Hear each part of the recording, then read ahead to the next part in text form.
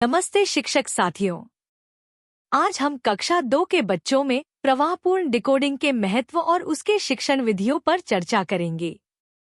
यह कौशल न केवल पठन सटीकता बढ़ाता है, बल्कि पाठ की समझ के लिए भी आधारभूत कौशल है। एक उदाहरण के माध्यम से समझें। राहुल जैसा बच्चा अक्षरों को जोड़कर पढ़ते हुए शब्दों के अर्थ तक नहीं पहुंच पाता। ऐसे में प्रवाहपूर्ण डिकोडिंग की भूमिका क्यों निर्णायक है? आइए इसके मूल सिद्धांतों और व्यावहारिक रणनीतियों को गहराई से समझें। प्रवाहपूर्ण डिकोडिंग का महत्व 2 स्तरों पर है। संज्ञानात्मक भार में कमी। जब बच्चे शब्दों को धीरे धीरे डिकोड करते हैं, तो उनका मस्तिष्क अक्षरों को जोड़ने में ही व्यस्त रहता है। इससे पाठ के अर्थ तक पहुंचने के लिए पर्याप्त संज्ञानात्मक संसाधन नहीं बचते। समझ और सीखने का आधार।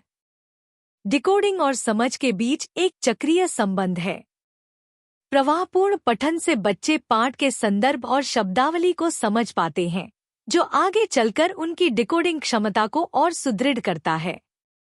उदाहरण के लिए, राहुल जब ब, द, र, पेड़, प, र, चढ़, क, र, हा, थी, को, दे, ख, ने, ल, गा पढ़ते हुए प्रत्येक अक्षर पर अटकता है, तो वह वाक्य के संपूर्ण अर्थ को नहीं समझ पाता।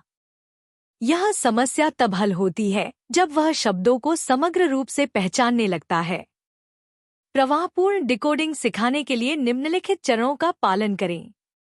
बोर्ड पर 4 से 5 सरल शब्द लिखें, जैसे खीर, बंदर, पेड़। इन्हें समग्र इकाई के रूप में पढ़ें, अक्षरों में तोड़कर नहीं। उदाहरण, खीर को खी, र, न कहकर सीधे खीर बोलें। शब्दों के नीचे उंगली रखकर बच्चों को अनुसरण करने को कहें। यह विधि दृश्य श्रव्य समन्वय को बढ़ाती है। बच्चों को जोड़ों में बैठाकर समान शब्दों को पढ़ने दें। इससे सहयोगात्मक शिक्षण को बढ़ावा मिलता है। शिक्षक कक्षा में घूम घूम कर प्रगति का अवलोकन करें और आवश्यकता पड़ने पर सहायता प्रदान करें। 1 मिनट का टाइमर सेट करके बच्चों से शब्दों को तेजी से पढ़वाएं। इससे गति और सटीकता का आकलन होता है। प्रतिदिन 25% बच्चों का आकलन करें, ताकि सभी पर व्यक्तिगत ध्यान दिया जा सके। प्रवाहपूर्ण डिकोडिंग के मुख्य बिंदु। यह पठन और समझ के बीच की खाई को पाटता है। शब्दों को समग्र रूप से पहचानने का अभ्यास संज्ञानात्मक भार कम करता है। नियमित आकलन और सही प्रतिक्रिया से बच्चों का आत्मविश्वास बढ़ता है। महत्वपूर्ण बातें। शब्दस्तरीय अभ्यास पर जोर। बच्चों को अक्षरों के बजाय पूरे शब्द पढ़ने के लिए प्रेरित करें। दृश्य सहायकों का उपयोग। शब्द दीवार या फ्लैश कार्ड्स से शब्दों की पहचान को सुदृढ़ करें।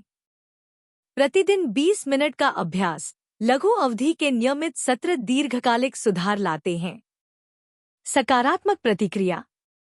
त्रुटियों को सुधारते समय प्रोत्साहन दें। उदाहरण, तुमने बंदर सही पढ़ा, अब पेड़ को भी पढ़ने की कोशिश करो।